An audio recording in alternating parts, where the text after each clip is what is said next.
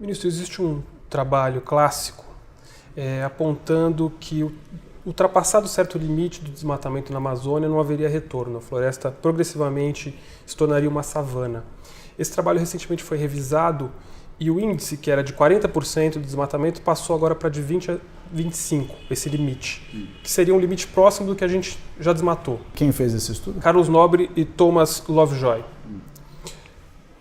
Queria saber o senhor acha que ainda há espaço para desmatar mais na Amazônia, sem que haja um impacto irreversível? Primeira questão importante.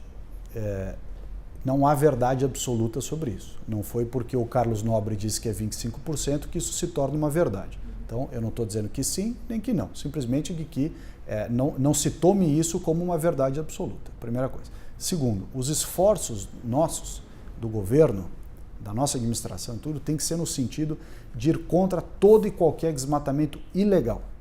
Nós temos um marco legal brasileiro que é muito restritivo e aquilo que está fora da lei, em qualquer circunstância, deve ser combatido. Portanto, o objetivo de desmatamento ilegal zero tem que ser perseguido. Para isso, é preciso encontrar quais são as origens desse desmatamento ilegal. Eu tenho repetido, simplesmente dizer que se persegue o desmatamento ilegal zero não é suficiente. Tem que encontrar quais são as medidas concretas que colaboram para atingir esse resultado de desmatamento ilegal zero, que passa por fiscalização, sem dúvida alguma, mas também precisa envolver as soluções de dinamismo econômico para a floresta. Todas as alternativas que são colocadas como dinamismo econômico, biodiversidade, bioeconomia, a utilização da floresta para desenvolvimento de produtos, fármacos, enfim, todas elas são verdadeiras, mas elas precisam acontecer. Nós estamos vendo um aumento do desmatamento da Amazônia contínuo nos últimos 7 anos e apesar dessa discussão da bioeconomia e da biodiversidade, a região continua sendo a região com os piores indicadores do Brasil. O senhor falou sobre a necessidade de criar valor agregado ao que se extrai da Amazônia. Esse é justamente um dos objetivos do Fundo Amazônia, que tem tido problemas com o governo atual. Os patrocinadores principais, inclusive a Alemanha, recentemente retirou um dinheiro que não era do Fundo Amazônia, mas que apoiaria projetos de desenvolvimento sustentável na Amazônia. O governo pode abrir mão de um recurso como esse do Fundo Amazônia num cenário de tanto contingenciamento, tanto corte? A Amazônia tem 5 milhões de quilômetros quadrados. Portanto, para você ter uma política pública que contribua efetivamente para a Amazônia, os recursos têm que ser proporcionais ao tamanho da Amazônia. Nós fizemos aqui um cálculo, se cada hectare da Amazônia, por ano, recebesse $100, nós estamos falando de mais de 50 bilhões de dólares por ano. Então, esse é o volume de recurso que seria necessário para a gente realmente ter uma condição de dizer que a Amazônia está sendo realmente ajudada pela comunidade internacional. Isso não quer dizer que o recurso do Fundo Amazônia, da Noruega e da Alemanha não seja bem-vindo. Simplesmente de que ele é um recurso muito, mas muito mesmo, aquém daquilo que se necessita para cuidar da Amazônia. Com relação aos resultados do fundo, o que nós percebemos? Há ali bons projetos e há projetos, por outro lado, que não estão entregando o resultado que prometeram. E nós queremos ter um sistema, como o recurso foi doado ao Brasil e a um banco público brasileiro, nós queremos ter a discricionariedade de escolher projetos que envolvam efetivamente soluções capitalistas de desenvolvimento de uma cadeia produtiva que gere resultado em caráter permanente. Então, nós não queremos extinguir o fundo simplesmente, não é essa a decisão do governo, mas sim ter mais capacidade de alinhar, inclusive, políticas públicas que levem em consideração recursos do governo, tanto financeiros quanto logísticos, recursos humanos, junto com os recursos do Fundo Amazônia. Inclusive, a possibilidade dos recursos desses países, ou de outros quaisquer, serem aportados em projetos específicos que não passem necessariamente pelo Fundo Amazônia, continua existindo. As doações, as ajudas, os projetos de desenvolvimento podem continuar sendo feitos. Ninguém está se opondo a isso. Ministro, eu queria retomar um ponto aqui que a gente falou no início das demarcações, né? Porque o senhor colocou como se isso fosse um assunto ideológico meramente, né? Eu acho que é um pouco mais complexo que isso, tem uma questão que a Constituição prevê as demarcações, mas para falar benefício que isso traz para a redução do desmatamento. A gente tem ainda um volume grande, seriam 62 milhões de hectares, é o número que eu tenho, de áreas devolutas na Amazônia. São áreas que ficam muito suscetíveis à grilagem. Então, o que as pessoas, o que os especialistas também que estudam esse assunto falam é que ao demarcar, ao criar mais unidades de conservação, você está dificultando esse processo de grilagem, de alguém ir lá derrubar, ocupar e depois reivindicar aquela posse. Quando o governo fica contra, assim, radicalmente contra, a fala do presidente, nenhum hectare a mais para demarcação, para conservação indígena, parece uma atitude contrária a uma política favorável à preservação e ao combate ao desmatamento. Não me parece que essa é uma política favorável ao combate ao desmatamento por si só. Pode ser que em alguns casos específicos a consolidação de uma unidade de conservação ou uma restrição qualquer, pode até ser a demarcação, contribua, mas quando há uma demarcação de 13% do território nacional para apenas 1% da população brasileira, e justamente esse 13% do território nacional é onde estão as maiores riquezas minerais do país.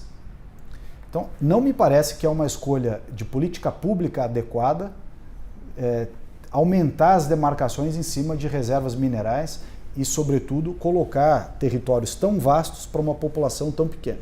A população da Amazônia são 20 milhões de pessoas. Se nós temos uma população que está lá, é essa população que tem que ser objetivada na política pública.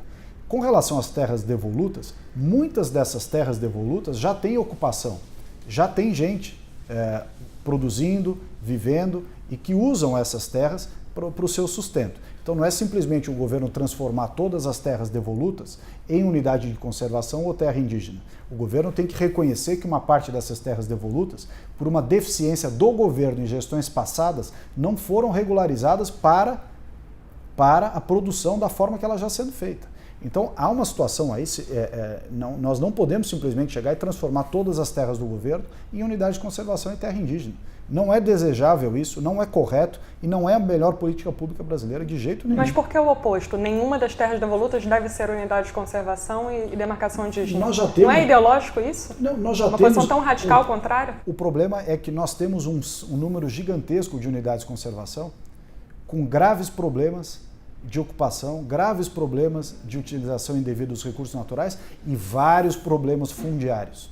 Criou-se dessa forma unidades de conservação sem se preocupar com a regularização fundiária, sem se preocupar com os conflitos territoriais que lá se estabelecem. Então nós já temos várias situações de instabilidade com as que já foram criadas. Você criar mais unidades de conservação ou mais terra indígena sem sequer resolver o passivo que já existe, em termos de estabilidade jurídica, de conflito fundiário, de questão territorial, não é uma boa política. Ministro, a Constituição estabelece que o usufruto das terras indígenas é exclusivamente dos indígenas que as habitam. O Brasil é signatário também de acordos internacionais que exigem que esses povos sejam consultados qualquer iniciativa que o governo tente aplicar nessas áreas. As principais associações, lideranças indígenas no Brasil são contrárias à proposta de permitir mineração nesses territórios. Não é verdade. Eu fui em 4 territórios indígenas e as 4 lideranças com quem eu conversei são favoráveis a algum tipo de exploração mineral nas terras indígenas. Existem mais de 300 povos indígenas e as principais associações, a Articulação dos Povos Indígenas do Brasil, a deputada Joênia Wapichana, que é de Roraima. São as ONGs e grupos que usam os indígenas para fazer sustentação para suas propostas. Veja o que aconteceu em Roraima, justamente com o argumento da OIT 169, do Consulta aos Povos Indígenas. Durante 7 anos, os governos que passaram, não foi esse governo, todos os governos brasileiros, aguardaram a manifestação dos indígenas sobre a construção do linhão, Boa Vista, Manaus. Não é que foram contra, eles sequer se manifestaram.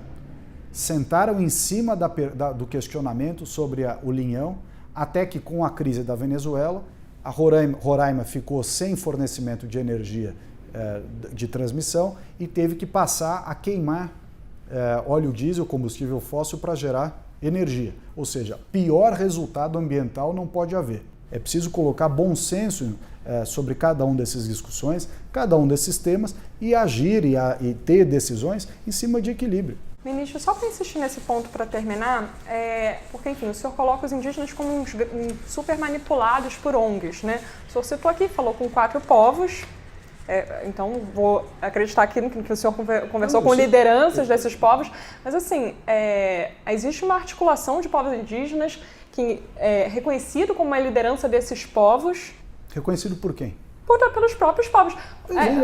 Houve ontem uma marcha de mulheres indígenas em Brasília. Tinha 1000 pessoas. Sim, um país de 200 pessoas que vieram de longe, receberam, tiveram a passagem paga. Inclusive, nós perguntamos para algumas dos que estavam lá em Brasília quem pagou isso aqui. Foi uma entidade tal. Tinha entidade de tudo quanto é tipo por trás daqueles manifestantes. Mas qual o problema? Porque manipula a opinião dessas pessoas, paga a passagem, paga a hospedagem, paga a alimentação e põe eles lá com cartaz para levantar que muitas vezes eles não entendem nem o que estão segurando no cartaz. Não necessariamente eles estão sendo manipulados, eles estão aliados. Olha, todas essas na busca dos lideranças interesses políticas deles. que vocês citaram são todas do PT e do PSOL, ligadas à questão indígena. Todas elas se prestam a uma bandeira ideológica.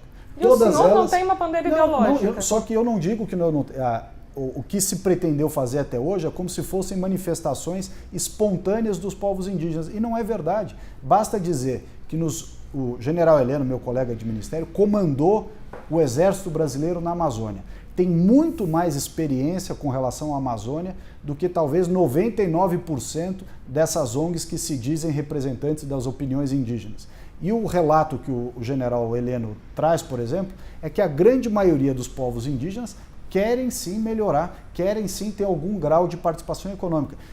Quer dizer que todos querem? Não. Mas que muitos querem.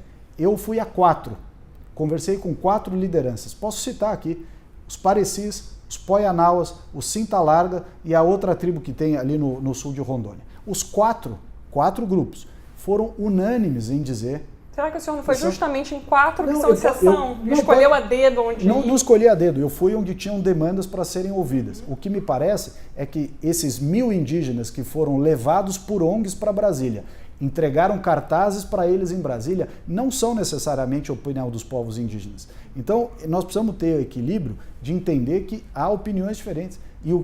A realidade desses 13% do território brasileiro para apenas 1% da população tem mostrado grandes conflitos, inclusive, que decorrem dessa visão enviesada de ONGs e entidades que seguem vivendo à custa da causa indígena em detrimento da qualidade de vida dos índios, da saúde indígena, do desenvolvimento desses povos indígenas. Então, há uma situação que precisa ser olhada com mais equilíbrio e não vedar o debate como se pretende fazer. Ministro, o Ricardo Galvão, né, que era o presidente do INPE, ele disse à BBC News Brasil que na sua gestão, a comunicação entre IBAMA e INPE foi cortada. Ele disse, inclusive, que realmente está faltando uma comunicação mais eficiente, que é o uso do IBAMA, de usar os alertas do INPE para agir. Então, por exemplo, o senhor disse na Globo News que o governo não tinha essas informações, que chegou primeiro na imprensa, mas essas informações do INPE sempre estiveram disponíveis para o IBAMA. O IBAMA está acessando essas informações e agindo a partir dessas informações? O IBAMA continua trabalhando como sempre trabalhou. Primeira coisa, não houve nenhum impedimento para o IBAMA trabalhar, nenhuma ordem para parar de fazer fiscalização ou qualquer outra coisa. Então, esse é o primeiro fato.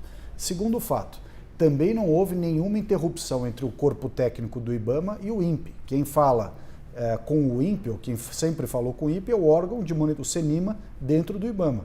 E eles continuam tendo a mesma relação de sempre. Agora, passou-se a ter acesso, antes do que o próprio IBAMA, aos dados do INPE. Ministro, o senhor disse que o IBAMA segue trabalhando normalmente, mas a gente tem dados que mostram que, embora os alertas de desmatamento tenham aumentado muito nesse ano, as multas por infrações ambientais caíram drasticamente em relação aos últimos anos. O que explica essa discrepância? Primeiro, a quantidade de autos de infração não caiu tão radicalmente assim. O que caiu, talvez, tenha sido a consistência dos autos de infração. O que nós criticamos desde o começo é que volume de autos de infração não significa métrica de resultado, tanto que apenas 1% dos autos de infração resultam num processo que chega até o fim, o que mostra que ter um grande volume de autos de infração não resultou numa boa política pública. É melhor ter